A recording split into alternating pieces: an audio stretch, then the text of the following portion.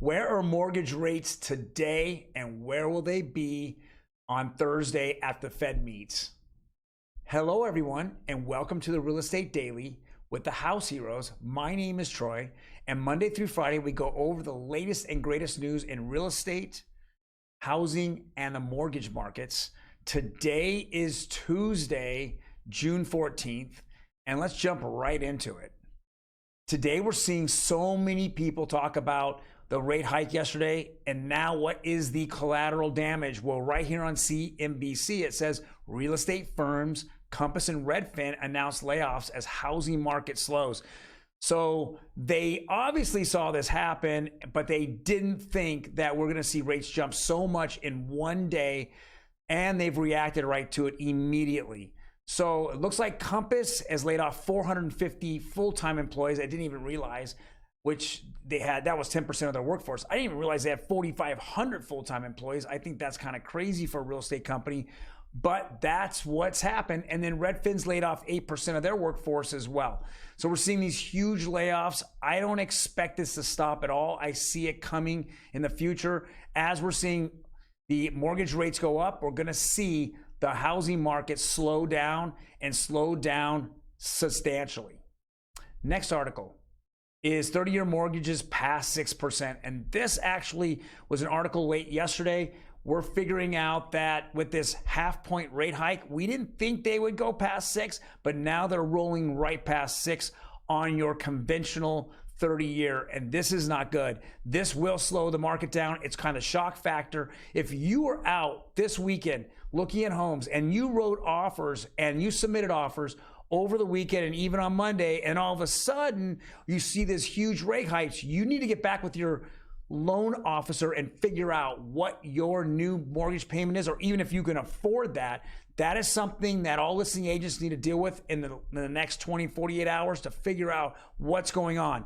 If you're looking, let's say in the next, 1, 2, 3 weeks at homes, you definitely need to go and figure out that as well.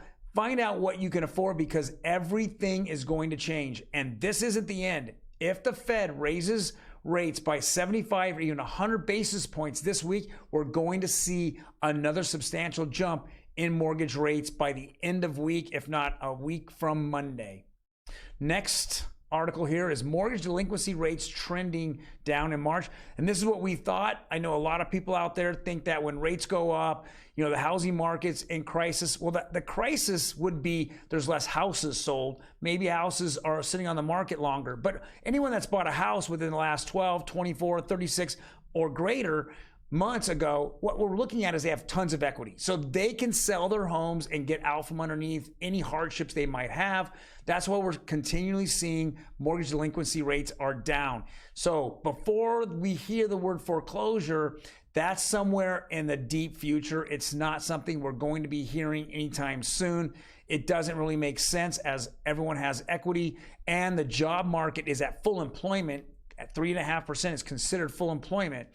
And there's so many people on the sidelines that just don't want to get jobs or kind of working for themselves and just don't show up on the ADP payroll that they utilize for those numbers.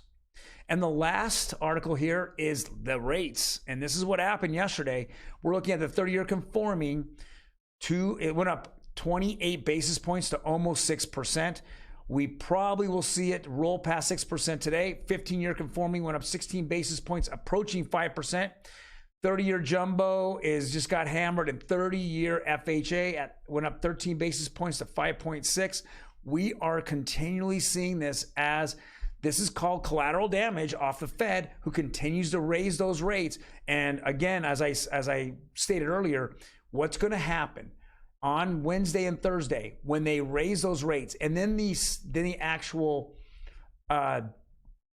press conference right afterwards, which are going to go and give a direction of what the future is on the interest rate hike. We're going to find out if this is going to be terrible for the market by Friday, or it's going to be a little bit of a relief. Now, if you really think about it, every single week, almost every single day, we're coming in with all-time highs in gas prices as well as food prices. If they continue to go up, we don't see relief in sight. We're going to continue to see the CPI number grow. So I expect it to grow in July as well.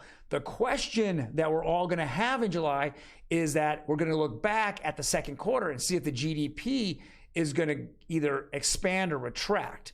And we've already retracted in the first quarter. If we retract it in the second quarter, then we will be officially in a recession. Think about that, a recession with high employment. Those two things don't mix, and that's going to be a very, very bad and deep recession if that hits.